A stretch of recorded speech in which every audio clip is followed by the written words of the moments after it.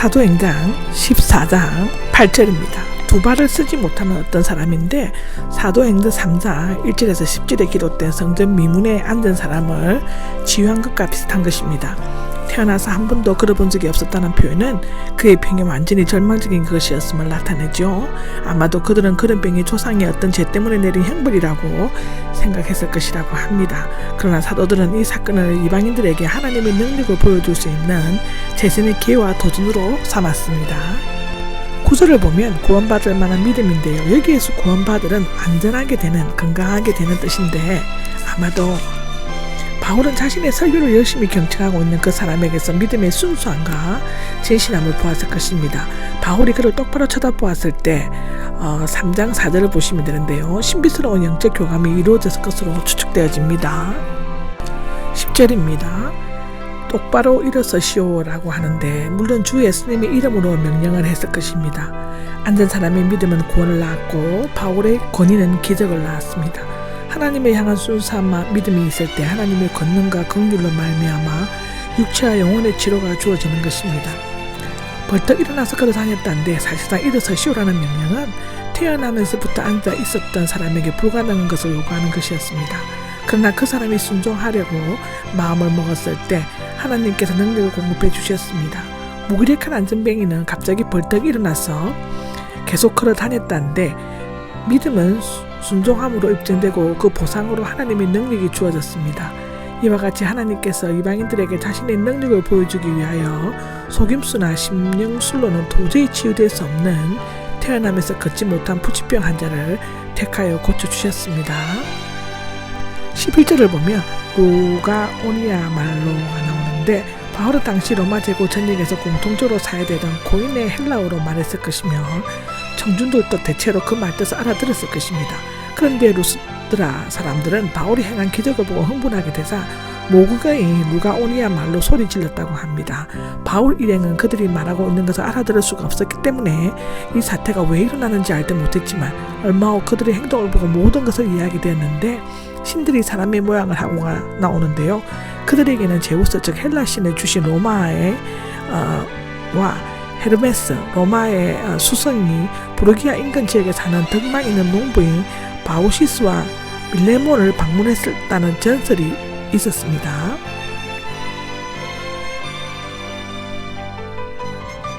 12절을 보면 바나바를 제우스, 바울은 헤르메스라 하는데 루스드라 사람들은 바울보다 나이가 더 많은 것 같고 키도 크고 외모가 위험이 있게 보이는 바나바를 신들의 우두머리인 제우스, 반면에 키가 작고 말을 잘하는 바울을 헤르메스라고 불렀다고 합니다. 13절에 제우스 신전의 제사장인데 제우스는 루스드라의 신호신으로서 그 성전의 성문 앞에 있고 그 안에는 제우스 신상이 세워져 있었고 제사장이 제사를 주관하고 있었던 것 같습니다. 제사장 황소들인데 희생제 사용과 화환들 즉 축제 장식용을 가지고 와서 두 사도에게 제사를 드리려고 했다고 합니다. 전에 제우스와 헤르메스가 방문했을 때 두 농부 외에 알아보지 못했던 실수를 또다시 되풀이하지 않으려는 듯 단단히 마음을 잡은 것 같이 보여집니다. 14절에 보면 옷을 찢고가 나옵니다. 고통이나 분노, 두려움을 나타낼 때 유대인들이 취하는 방식인데요. 창세기 37장에도 나오고 마태복음 26장에도 나옵니다. 바울과 바나바는 자신들을 신으로 섬기려는 것을 두렵게 뒤늦게 알고는 희생제 사용 소를 죽이려는 것을 막으려는 듯 팔을 내저으면서 무리 사이로 뛰어갔을 것이라고 합니다. 15절을 보면 우리도 여러분과 똑같은 사람입니다인데 베드로가 고넬료에게 한 것과 똑같은 말입니다. 그들이 거짓 사도나 예언자들이었다면 당연한 일로 받아들였을 것입니다. 그들은 그들의 행동을 비난하지 않고 자신들과 그들과 똑같은 인간임을 정중한 태도로 말하였죠. 그러고는 이교도인 루가오니아 사람들이 이해할 수 있도록 자연 속에 나타난 하나님의 계시에 대해서 언급하였습니다. 이것은 바울이 역시 헬라의 이교도 청중들을 향해 아레오바고 언덕에서 한 설교와 비슷합니다. 사도행전 17장에 나오죠.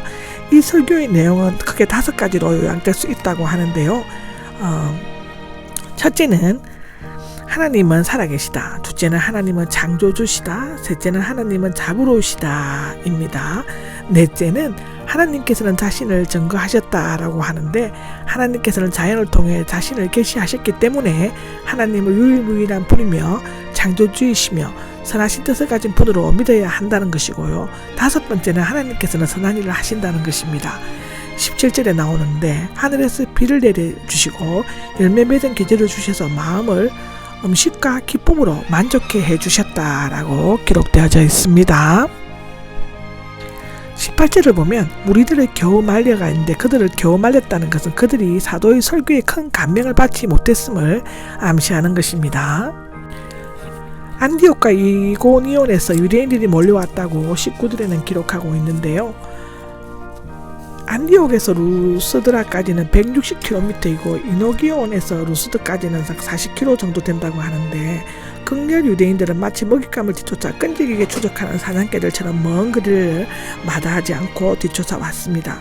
그리고는 우둔하고 변덕스러운 루가오니아 사람들을 설득하였는데 이것은 갈라디아서 1장, 3장, 4장에 기록되어 있습니다. 그들의 마음을 악하게 만들었으며 사도들을 미워하게 만들었다고 합니다. 돌로 쳐서 죽은 줄 알고인데 조금 전 바울은 하늘에서 내려온 헤르메스 전 머큐리라고 숭배까지 하려던 무리들은 유대인들의 악의적인 중상모략에 넘어가 이제는 돌에 맞아 죽고 마땅한 종교 사기꾼으로 몰아세웠습니다. 그리스도를 왕이라고 환호하던 군중들이죠. 마태복음 21장에는 이 얼마오 십자가에 못 박으라고 누가복음 23장에 나오고 외쳤던가 똑같이 너무나 비슷한 일이 벌어지고 있습니다. 여기에서 바울만이 폭행을 당한 것은 그가 그리스도의 복음을 전파할 때 보인 용기와 지혜, 논리 그리고 탁월한 언변 때문에 가장 해가 되는 위험인물로 간주했기 때문일 것입니다. 죄인에게 돌을 던지는 것은 유대인들의 처벌 방식이었으므로 바울에게 돌을 던진 것은 주로 흥분한 유대인들이었고 이에 일부 이방인들이 가세했을 것입니다. 도시 밖으로 끌어내어 버렸다인데 바울이 실제로 죽었는지 아니면 아직 살아있었는지 죽은 줄로 알았던지 간에 그들은 바울을 죽이려고 했고 바울이 살아난 것은 하나님의 능력에 의한 기적적인 일이었습니다. 바울은 후에 이 사실을 해상하면서 주님께서 이 모든 것 가운데서 나를 건졌다라고 디모데후서 3장 11절에는 말하고 있습니다. 그들이 도시 밖으로 끌어낸 것은 바울의 피로 도시를 더럽히고 싶지 않았기 때문이었다고 사도행전 7장, 8장, 히브리서 13장 12절에는 기록하고 있습니다.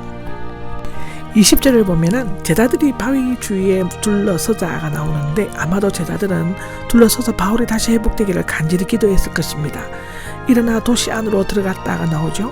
바울이 일어나 다시 루스드라로 들어갈 수 있었던 것은 그의 대적들이 완전히 죽었다고 생각했기 때문이며 그가 살아난 것을 보고 새 신자들은 큰 믿음과 용기를 가질 수 있었을 것입니다. 바울은 실로 사람을 두려워하지 않고 복음의 열정에 불타는 담대한 전도자였습니다. 아마도 바울과 바나바는 새롭게 그리스도의 제자가 돼 디모데의 가정에 머물렀을 것입니다. 그 이튿날 떠나간 것을 보면 바울은 빨리 완쾌되었음이 분명합니다. 아멘.